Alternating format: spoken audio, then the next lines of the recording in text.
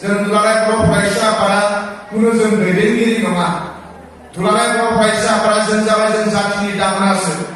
रुपममोन जोङो एबसुनि मावथि बिथांमोना जों सम बांसा जाखादों। दुलाराय आसामाव जोंहा 4,50,000 4,50,000 जोंनि फरायसाफोर फरायगासिनो दङ। थाखो सेनिफ्राय इउनिभार्सिटिसिम बे 4,50,000 जाय फरायसाफोरा एट प्रेजेन्ट आथिखालाव फरायगासिनो दङ बिसोरखौ मानसि खालामनांगौ दायित्वआ जोंनि आरो साफ्रोमबो फरायसाखौ गुन गोनां सोलोंथाइ होनांगौ दायित्वआ जोंनि। साफ्रोमबो बर' फरायसाफोरखौ मोजां मानसि खालामनांगौ दायित्वआ जोंनि एबसुनि। दा जों जाबाय एबसुआ जाथिनि दाहोनासो जों जाबाय सार्भेन्ट जातिखौ मोजां खालामनो थाखाय आरो बर'नि देरसिन सम्पथियानो जाहैबाय फिसा हौवा फिसा हिनजाव। बर'नि देरसिन सम्पथिया जाहैबाय फिसा हौवा फिसा हिनजाव। जे बर'आव दिनै संकसनिफ्राय सदियासिम जों बड'लेण्ड बिदों। संकसआ क'क्राझाराव दङ, सदियाया धेमाजि लास्टआव हरैहाय दङ। दा बेखौ जोङो एबसुआ बड'लेण्ड बिबाय थादों। दा जों बड'लेण्ड बिनायाव गोबां जोंहा सम्पथि दङ।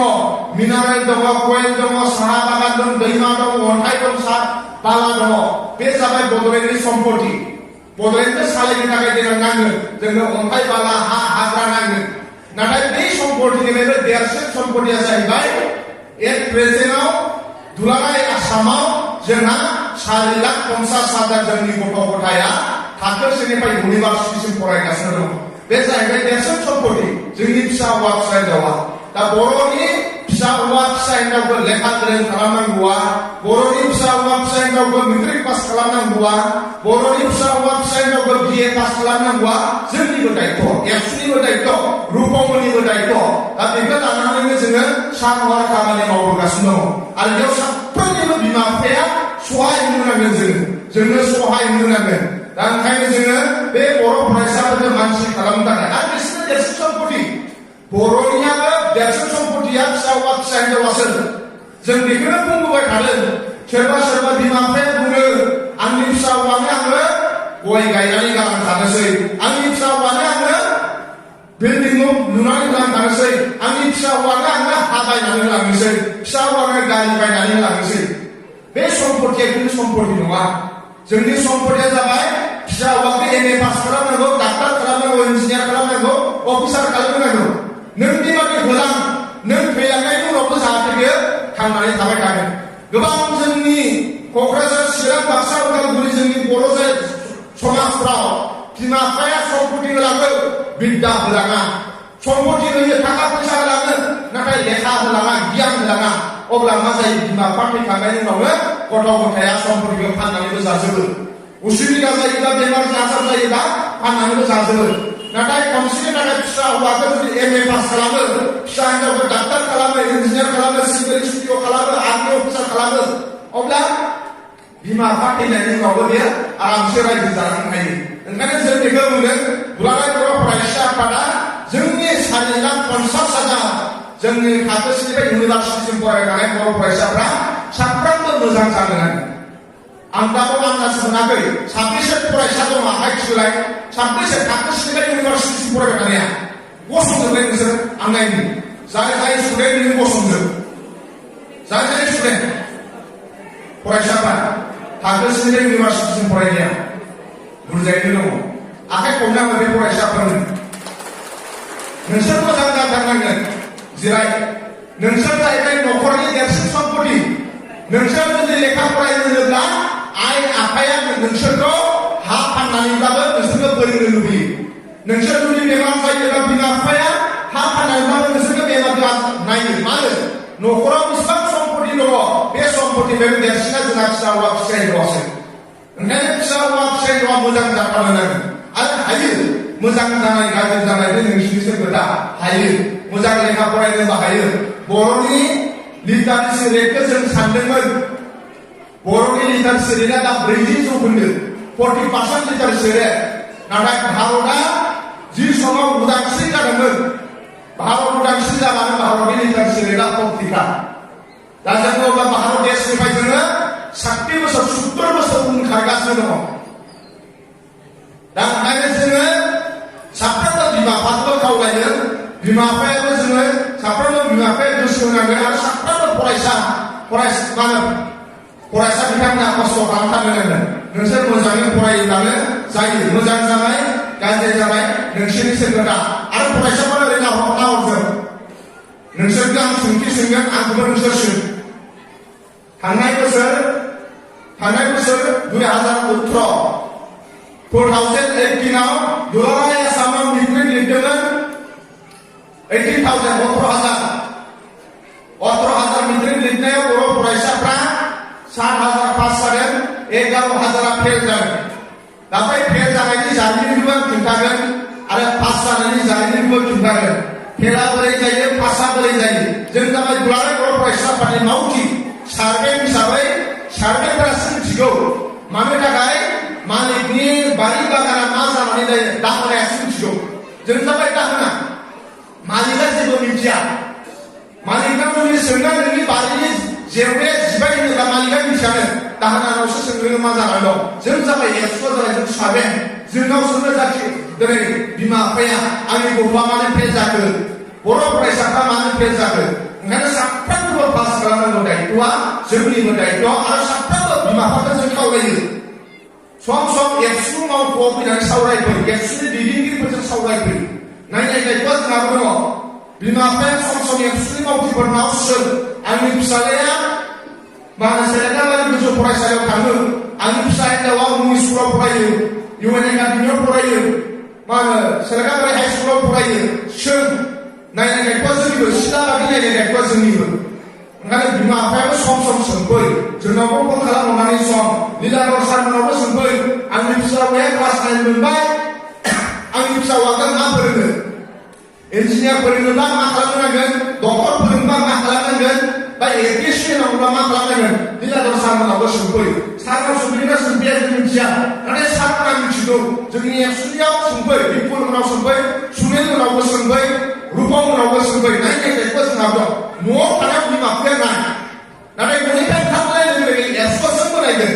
नायनो थाखाय जोंबो सिनायग्रोनो नांगोन बे सोरनि फिसा हौवा बे सोरनि फिसा हिन्जाव बेखौ सिगां एगमानि नायनाय दायित्वआ जोंनिबो आरो ओंखायनो साफ्रोमबो फरायसाया मोजां जाथारनांगोन मोजां जानो हायो मोजां जानाय गाज्रि जानाय बे नोंसोरनिसो खोथा आं साथाम गेदेमा मानसिनि खोथाखौ बुंग्रोगोन फार्स्ट इसुजाय मालाला इसुजायखौ फरायसाफ्रा खोनाबाय मालाला इसुजाय सोरबा खोनाबाय खोनायाखै मालाला इसुजाया पाकिस्ताननि सासे हिन्जाव गथ' पाकिस्ताननि उग्रपन्थिफ्रा बुंदों पाकिस्तानाव जे हिन्जाव मानसिया लेखा फरायनो मोना हिन्जाव मानसिया स्कुलाव थांनो मोना होननानै स्कुलाव थाङोब्लानो जों नोंसोरखौ गावथारगोन होननानै अब्ला इसुजा मालाला सासे हिन्जाव गथ'आ बुंदों आं स्कुलाव थांगोन नों आंखौ गाव होननानै बे ब्राइट जेरै स्कुलाव थाङो बेखौ गावदों जों उन्दै स्कुलाव थांनो मोना होननानै बिसोर उग्रपन्थिफ्रा स्कुलाव थांनायनि थाखाय बेखौ गावदों जोंनि बर' फरायसाफ्राथ' स्कुलाव सोरबा जुदि बुङोब्ला नों गाबोन स्कुलाव थाङोब्ला नोंखौ गावगोन होनब्लाथ' रावबो थांनाय नङा थांगोन नोंसोर स्कुलाव थांनाय नङा नाथाय इसुजा मालाया बुंदों गावब्ला गाव अब्लाबो आं लेखा फरायगोन होनदों आंखौनो गावबा गाव आं जेबो मावनो गैया नाथाय अब्लाबो आं लेखा फरायगोन लेखा फरायनो बिराद गोसो स्कुलाव थांनो बिराद गोसो जोंनि बर'नि बिमा बिफाफ्रा गावनि गथ' गथायखौ स्कुलाव थिसननो थाखाय सानफ्रोमबो फुस्लायनो गोनां जायो नाथाय मालालाखौ फुस्लायनो गोनां जायाखै मिथिबाय अब्लाबो मालालाया सिलायनो गाव जादों अब्लाबो स्कुलाव थांगोन दा जोंनि बर' गथ'फ्राबो जानो गोनां जोंखौथ' रावबो सिलायनो गावा जोंनि हादरा बिराद मोजां जोंनि हादराव सोलोंथाइ लानो गोसो दंब्ला लानो हायो नों मा फरायनो गोसो जायो अबे स्कुलाव थांनो गोसो जायो नों थांनो हायो नोंहा जुदि ब्रेन दङब्ला इसुजा मालालाखौ सिलाया हमथानो हायाखै 2 नाम्बार जोंनि भारत हादरनि बिराद गिदिर साइन्टिस्ट आरो भारत हादरनि प्रेसिडेन्ट जालांदों मा बुङोलाय APJ आब्दुल कालाम होननानै बिफाया APJ आब्दुल कालामनि बिफाया ना सारग्रा APJ आब्दुल कालामनि जायगाया जाबाय रामेश्वरम कस्टेल एरिया सागर गेजेरावसो APJ आब्दुल कालामनि जायगाया गामिया सानसेदिना बिराद बारहुंखा फैबायदों APJ आब्दुल कालामनि बिफाया नावजोंसो ना हमोमोन नावाबो बिरखारलांबाय APJ आब्दुल कालामनि बिफाया नावा गैला ना हमनो हाला अब्ला फिसाज्लाखौ बुंबायनो आफा देग्लाय नों लेखा फरायहोनांला नावाबो बिरलांबाय जोंहा बारहुंखाजों थांबाय नावानो गैलाब्ला नाखौ बोरै हमबावनो जानो थाखायनो गैला नों देग्लाय बोसोरसेखौ थाथ'नो होनदोंमोन एपिएससिआबो गारनो बिफाया अब्ला एपिएससिआबो गारना मा बुंदों आफानो फैसा होआब्लाबो आं पेपार फाननानैब्लाबो फरायगोन बोसोरसेखौ थाथ'आलासिनो बे निउस पेपार फाननानै फरायगोन सोरबा जोंनि गथ' गथायखौ जुदि बुङो आफा नोंखौ फोरोंनो हाला फैसा गैला जोंनि फिसा हौवा फिसायनाव मोजांसो मोनगोन हामथारबाय आफा नों आंखौ फोरोङाबा गाबोननिफ्राय बेंगल सेरनियाव थांनोसै बिसोरनो फरायगोन बिसोर बिसिनाय आखाइ बिसोर फैसा हरा होनोब्ला फरायगोन फराया हामथारबाय आफा आंनि गोसोनि खोथाखौ बुंबाय आं फरायनोसो बाखाबाय बिसोरनो नङा होनबा नाथाय बे मा होनो एपिएससिआव मा आफानो फैसा हरनो हायाव जेबो नङा आं फराया मानो आं फरायनायखौ गारा अब्लाबो आं निउस पेपार बांनानै फरायगोन आरो फरायगोन ओंखायनो दिनै गेदेर मानसि जागोन 3 नाम्बार दाखालि बावै मिशन चन्द्रयान अखाफोर मा होनो अरबिटाव रकेट हरगासिनो दङ के शिबानाबो तामिलनाडुनि बे तामिलनि बिमाव फरायदों गावसिनि बिमा रावावसो फरायदों बेखौ बुंदों आफानो लेखा फरायनांला देग्लाय जोंहा आबाद मावनाया फिथाइ मोनासै बिदा फंबायफ्राबो बुंबाय जानोबो गैयाबा फंबायनो मानो स्कुलाव फोरोंबावनो अब्ला बियो सानबा ओंखाम जायाखै बिफाखौ बुंदों आफानो आंखौ स्कुलाव थाङाबा ओंखाम जाया होननानै फिसालाया लास्टआव फिफाया फैसा होनो गोनां जामारबाय जाहैदों ओंखामखौ जाला गथ'आ स्कुलाव थांनो मोनाबा ओंखाम जायानो बिमा बिफाया फरायनो नांदोंमोन के शिबानखौ अब्लाबो बे फरायथारदों दिनैनि साइन्टिस्ट जाफैदों लास्ट जोंनि एबसुनि प्रेसिडेन्टनि नामखौ मिथिगौ जोंनि एबसुनि प्रेसिडेन्टनि नामखौ मिथिगौ प्रमद बर'नि आखाइयाव बिराद जौ दोङो प्रमद बर'आ जेला मेट्रिक पास जायो मेट्रिक पास जानानै जेब्ला बे रङिया कलेजाव एडमिसन लानो फैयो अब्ला प्रमद बर'नि बिफाया बुङो आफा नों मेट्रिक पास जाबाय नोंथ' रङियाव थांसिगोन नोंनो आं जेबो होनो हाया नों मा लांनो बिफाया जौ लोंनानै अर सायबाय थायोब्ला मा होनो किटलि होनो जों किटलि थेलामायाव किटलि होनबा मिथिया साहा फुदुङो साहा लुयो दै लुयो बिफाया बुंबाय आफा नोंनो जेबो हरनो हाया नोङो मेट्रिकबो पास जाबाय टाउनाव थाहैसिगोन अननानै बेखौ लांफा होनो प्रमद बर'आ किटलिखौनो लानानै साइन्सआव एडमिसन लाहैबाय किटलिनि बै दै गग्राखौ बे पेपारजों माथुनानै बे बिफाया गोसोम किटलिखौ दै फुदुंनानै लोंबाय थायो बावनो बियो माइरं एसे होनानै आलु खावसे होनानै बोसोरसे दोबोबाय बिराद फैसा गैया बेनाव कुकार बायनोबो फैसा गैया बिफाया दै फुदुंनानै लोंबाय थाग्रा किटलियाव बे बोसोरसे रुनानैसो जाबोदों आरो रुनानै जाबोनानै बियो लेखा फरायनानै दिनै गोरों गोरा जाफैदों जुदि प्रमद बर'आ बुंनायमोनब्ला आं मेट्रिक पास जाबाय आखाइयाव फैसा हरनो हाया कलेजाव फरायला होनोमोनब्ला दिनै एबसुनि प्रेसिडेन्ट जाफैनो हायामोन एपिएससिआबो खालामनानै नांगौबा बारहुंखाजों बिरलांनाय समाव बिफाया फोरोंनो हाला होननाय समाव एपिएससिआबो खालामा जुदि फरायालासे थायोमोनब्ला दिनै भारतआ बेखौ भारतनि प्रेसिडेन्ट जाफैनो हायामोन मिथिबाय बे समजों मालाया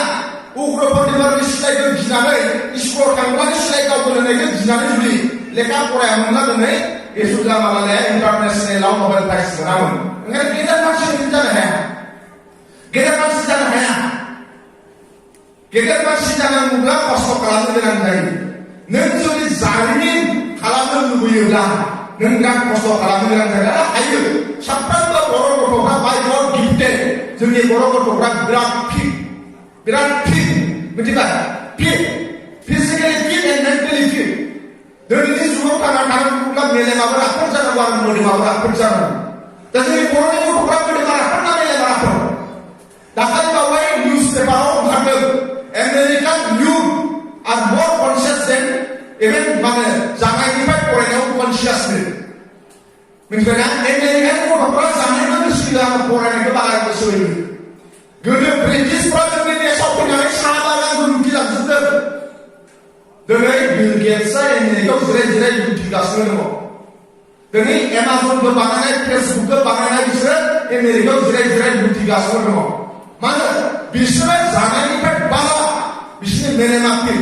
बर' गथ'फ्राबो थांनानै थानांगौब्ला फिजिकेलाबो फिट जानांगोन मोदोमाबो फिट जानांगोन मेलेमाबो फिट जानांगोन दा जोंनि बर' गथ'फोरनि मोदोमा फिट ना मेलेमा फिट मोदोमा बोरै फिट जागोन मेलेमा बोरै फिट जागोन मोदोमा फिट जानांगौब्ला सानफ्रामबो ओंखाम जानो नांगोन नांगौ बादिया मेलेमा फिट जानांगौब्ला नोंनि मेलेमा फिट जानांगौब्ला मा जानांगोन सानफ्रामबो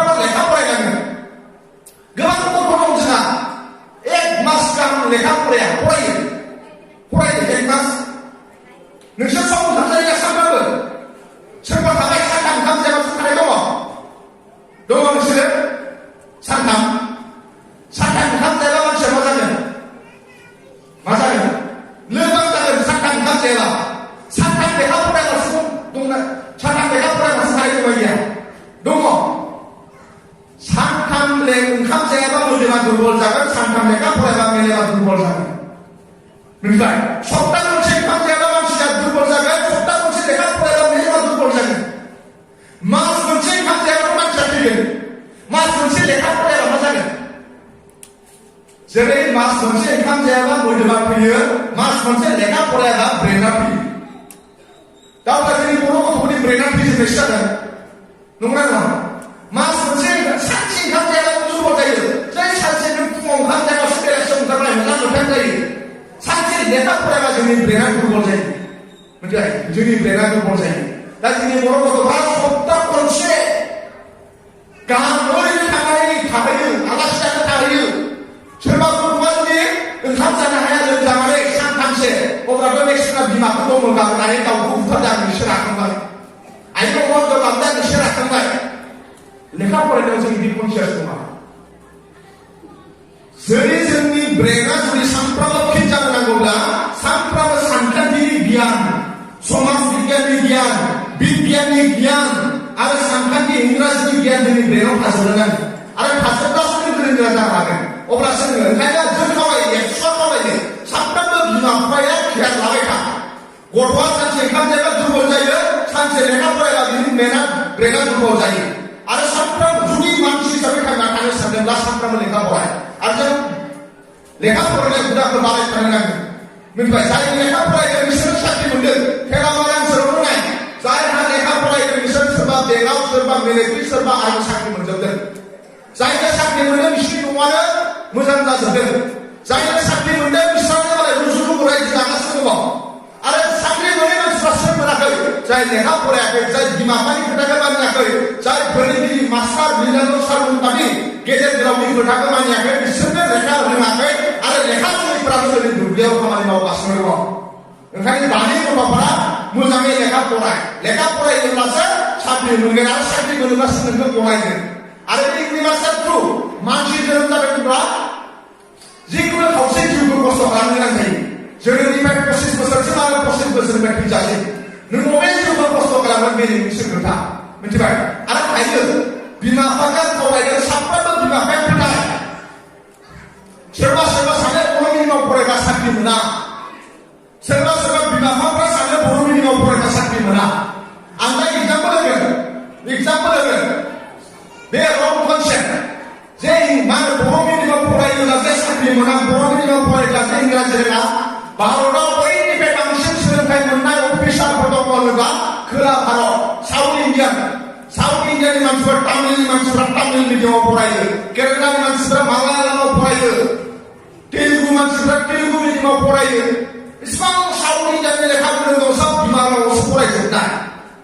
एग्जामफोरा बेलेगाव थांनो नाङा बर'फ्रा साफ्रोमबो मिथियो हाग्रामा महिलारि बिटिसिनि सिट हाग्रामा महिलारिखौ सबबो सिनाया हाग्रामा महिलारिया बर' मिडियाम फरायनाय बिटिसिनि डिपुटि चिफ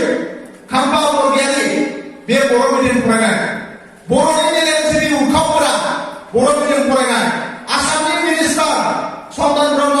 बर' मिडियाम फरायनाय बिटिएफनि लिडार बिश्वजित दैमारि सासेल' एमपि बर' मिडियाम फरायनाय एबसुनि प्रेसिडेन्ट प्रमद बर' मिडियाम फरायनाय आरो मा एग्जाम्पोल नांगौ हाग्रामा महिलारि खाम्फा बरगयारि सन्तान ब्रह्म बिश्वजित दैमारि बिसोरबो बर'नि लिडार गोजा बिसोर बर' मिडियाम फरायनाय एबसुनि प्रेसिडेन्ट प्रमद बर' मिडियाम फरायनाय उरखावग्रा ब्रह्म जायखौ लिरगिरि सानसुमैगिरि बुङो सिखि बुङा बर' मिडियाम फरायनाय मिथिबाय बिराद गोरों गोराया बर' मिडियाम फरायनाय दिनैसो जुदि जों सानोब्ला बर' मिडियाम फरायनानै इंराजि रोङा बर' मिडियाम फरायनानै साख्रि मोना बे रं कनसेप्ट ओंखायनो जों खावलायबाय थागोन मिडियामा खोथा गैया मेलेमासो खोथा मिथिबायना मेलेमासो खोथा जोंहा आइएस अफिसार मोनदों जों जि समाव खामानि मावदों सोलोंथायाव जों उपम जों एबसु जों जि समाव सोलोंथायाव खामानि मावदों जाय आइएस अफिसार मोनदों रुपज्योति ब्रह्म कालजि 2010 आइएस माने इन्डियान फरेन सार्भिस मोनदों बे बुंदों